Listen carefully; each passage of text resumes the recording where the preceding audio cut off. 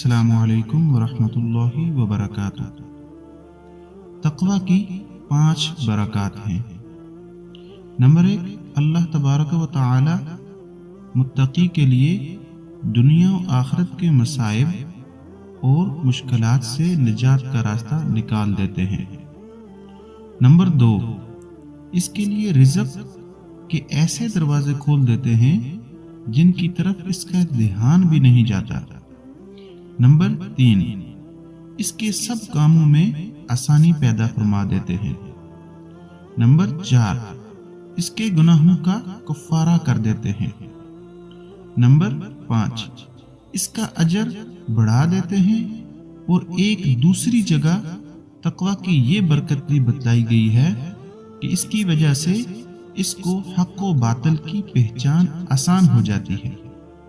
لہذا ہمیں بھی ان برکات کو حاصل کرنے کی کوشش کرنی چاہیے، اور ہمیں بھی فکر کرنی چاہیے کہ ہم بھی اللہ تعالیٰ کی نظر میں ابرار لوگوں میں شامل ہو جائیں اور نیک اور متقی لوگوں کے رجسٹر میں نام درج ہو جائے۔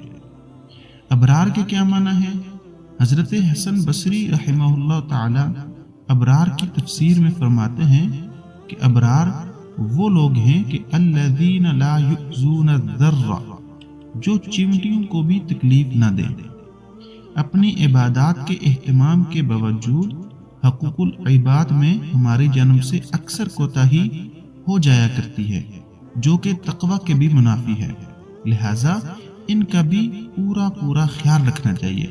مثلا سڑک پر بے جگہ گاڑیوں کی پارکنگ سے بھی بچنا چاہیے۔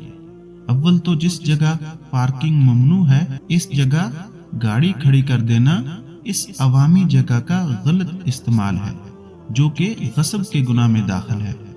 دوسرے، حاکم کے ایک جائز حکم کی خلاف ورزی ہے۔ اور تیسرے یہ کہ جس شخص کو تکلیف پہنچے گی اس کا گناہ الگ ہے۔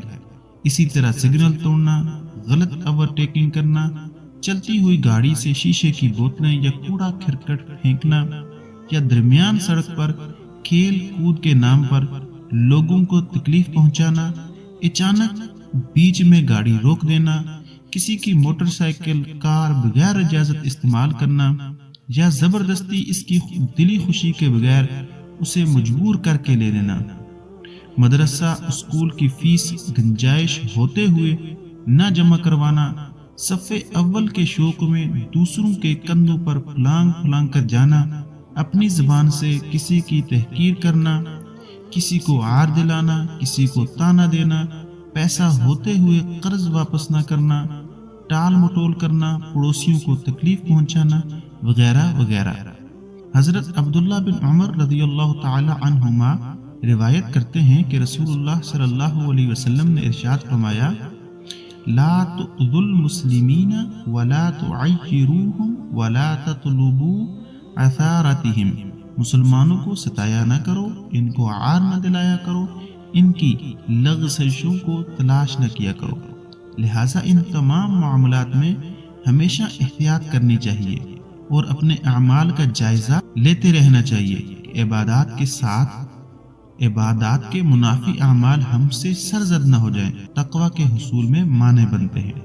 اور وہ تمام اعمال جو دوسروں کو تکلیف دینے کے زمرے میں آتے ہیں ان سے بچنا چاہیے۔